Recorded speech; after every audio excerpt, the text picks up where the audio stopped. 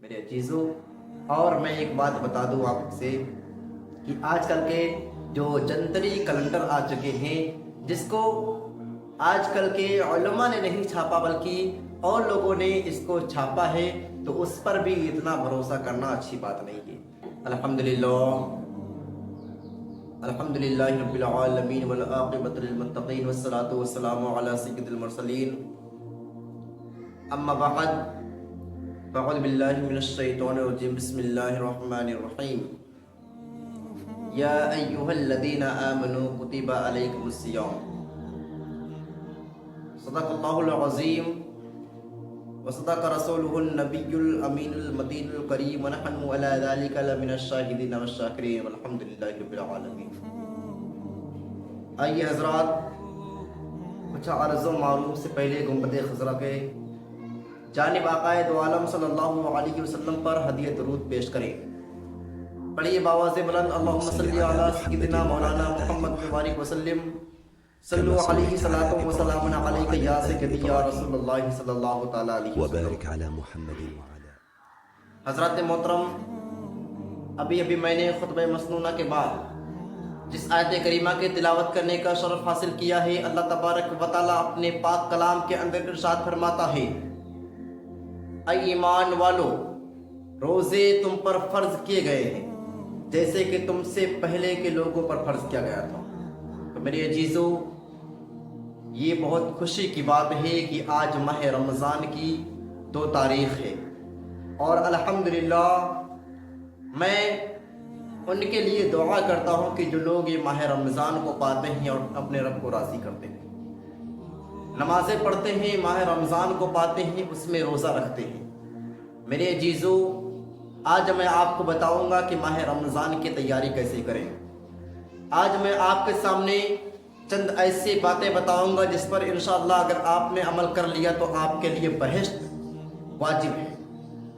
میرے عزیزوں، آج کل کا ماحول کیا ہوتا ہے، ماہ رمضان کو نزدیک دیکھ کر لوگ سوچتے ہیں چلو رمضان کا انتظام کیا جائے، رمضان کے لیے کچھ انتظام کیا جائے۔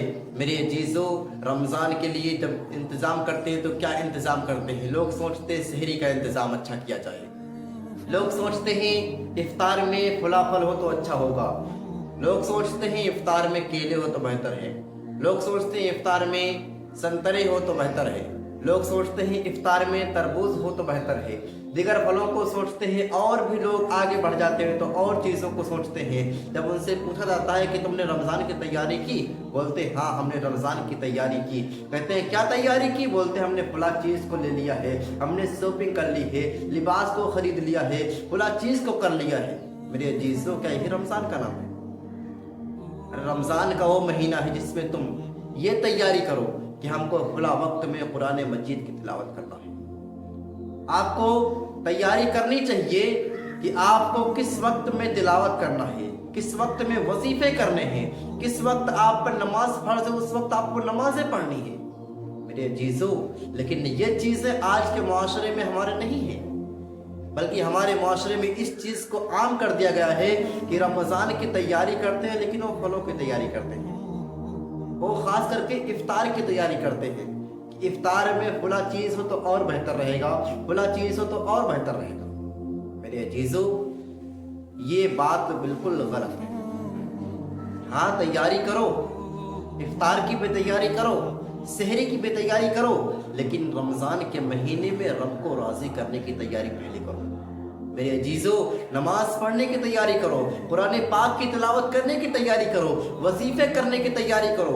ایسا نہیں ہے کہ صرف سحری اور افطاری کی تیاری کرو، بلکہ رب کو راضی کرنے کی تیاری کرو۔ میرے عزیزوں، اپنے نسلوں کو کوئی درس دو، اپنے آنے والی نسلوں کو درس دو کہ رمضان کے مہینہ جب آتا ہے نا تو اس میں رب کو راضی کرنے کا مہینہ آتا ہے، اور اس مہینے میں ہم یہ عبادت کرتے ہیں، ہم یہ عبادت کرتے ہیں۔ میرے عزیزوں، رمضان کا وہ مہینہ جس میں ایک کرنے پر 70 ملتا ہے، تو آپ کو چاہیے کہ رمضان کے مہینے کو اگر آپ کو ملے تو اس میں آپ رب کو راضی کریں، قرآن مجید کی تلاوت کریں۔ اور میرے عزیزوں، میں آپ کو اور چند باتیں بتا دوں۔ حضور پاک صلی اللہ علیہ وسلم ارشاد فرماتے ہیں کہ سحری میں دیری کرو، اور افطار میں جلد کرو. یعنی آج کل کے جو کچھ لوگ ایسے بھی ہوتے ہیں جو سحری کا ٹائم ابھی شروع بھی نہیں ہوتا ہے کہ کچھ لوگ سحری کر کے پھر لیٹ جاتے ہیں اور نیند کو بھی پوری کر لیتے ہیں. تو اس لیے کہا گیا ہے کہ سحری تب تک نہ کرو جب تک کہ سحری کا ٹائم نہ ہو جائے.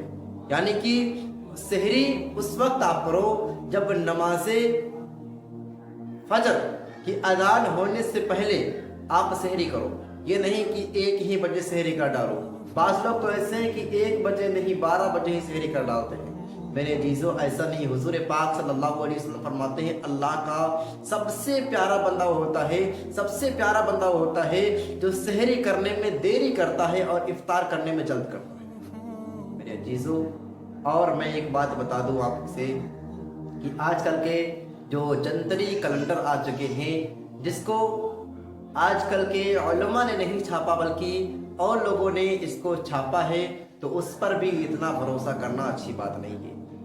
اس پر بھی اتنا بھروسہ کرنا ناجائز ہے, جائز نہیں ہے. بلکہ آپ کسی اچھے عالم دین سے, جو دیندار عالم دین ہو, اس سے آپ معلوم کریں کہ جو فجر کا وقت کب سے شروع ہوتا ہے اور جو افطار کا وقت ہے کب سے شروع ہوتا ہے.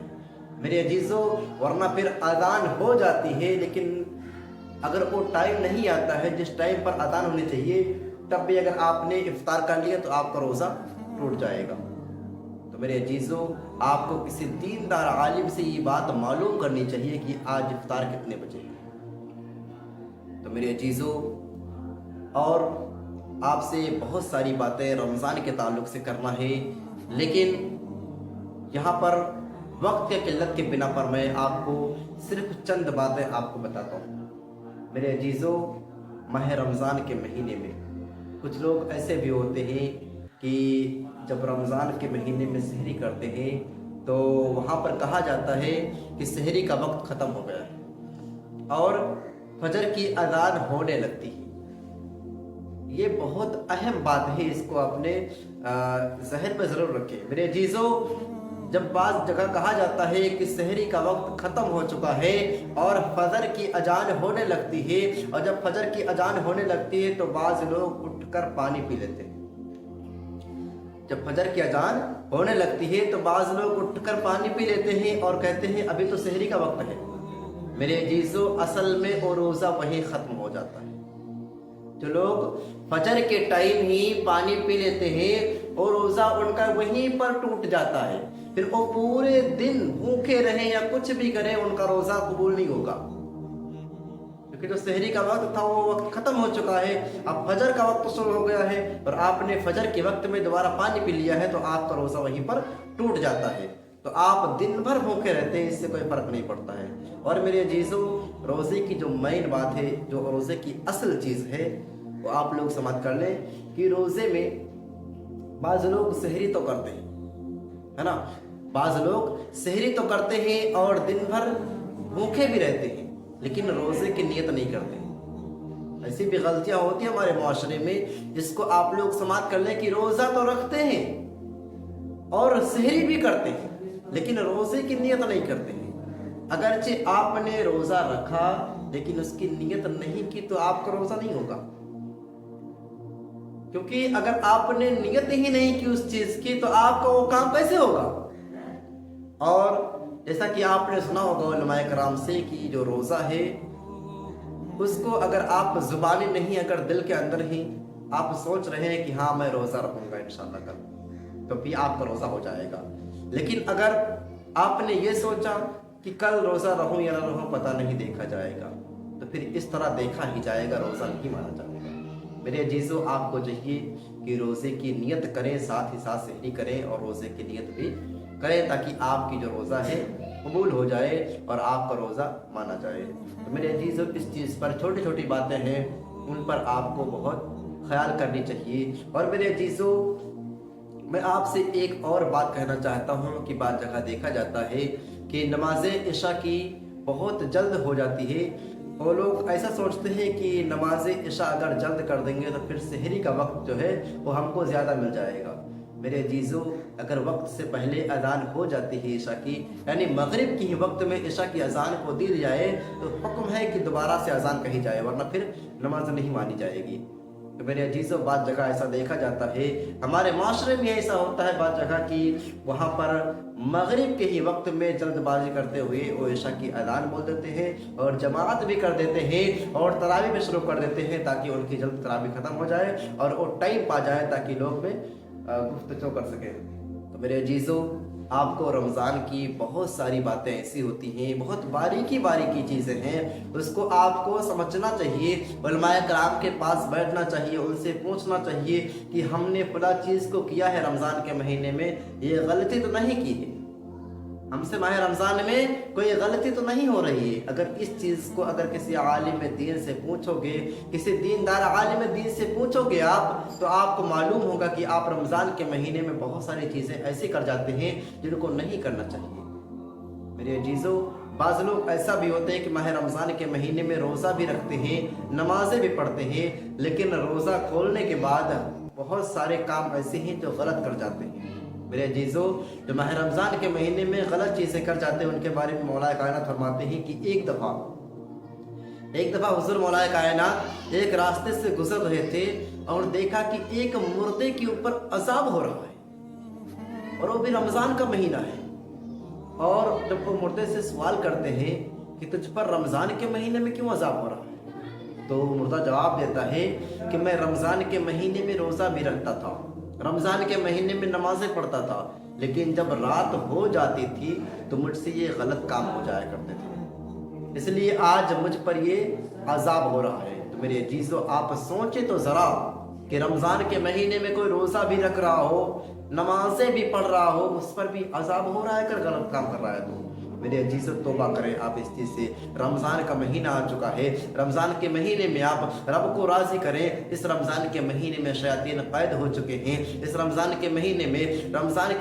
شیاطین قید ہو جاتے ہیں، رمضان کے مہینے میں جنت کے دروازے کھول دیے جاتے ہیں، آسمان کے دروازے کھول دیے جاتے ہیں، مغفرت کے دروازے کھول دیے جاتے ہیں، رحمت کے دروازے کھول دیے جاتے ہیں۔ تو میرے عزیزو آپ لوگ توبہ کریں، آج توبہ کرنے کا ٹائم ہے، اور یہ رحمت کا مہینہ چل رہا ہے، اس میں آپ رب سے توبہ کریں، رب سے وہ چیز مانگے جو چیز جائز ہو، رب سے وہ چیز ضرور مانگے جو آپ کے لیے اچھی چیزیں ہوں۔ میرے عزیزو جن کو یہ رمضان اس سال ملا ہے وہ لوگ اس رمضان میں رب کو راضی کریں۔ معلوم نہیں کہ آئندہ رمضان آپ کی زندگی میں آئے یا نہ آئے، کیونکہ ہم نے ایسے بھی دیکھے ہیں لوگوں کو کہ لوگ جاتے ہیں کہتے ہیں کھانا گرم کر کے رکھو، میں انشاءاللہ آ کے بھی کھاتا ہوں، اور وہ واپس نہیں آتے، ان کی لاش آتی ہے۔ ایسا بھی وقت ہم نے دیکھا ہے۔ تو میرے عزیزو انسان کی زندگی کا کوئی بھروسہ نہیں ہے، کیا بھروسہ ہے زندگانی کا، آدمی بلبلا ہے پانی کا۔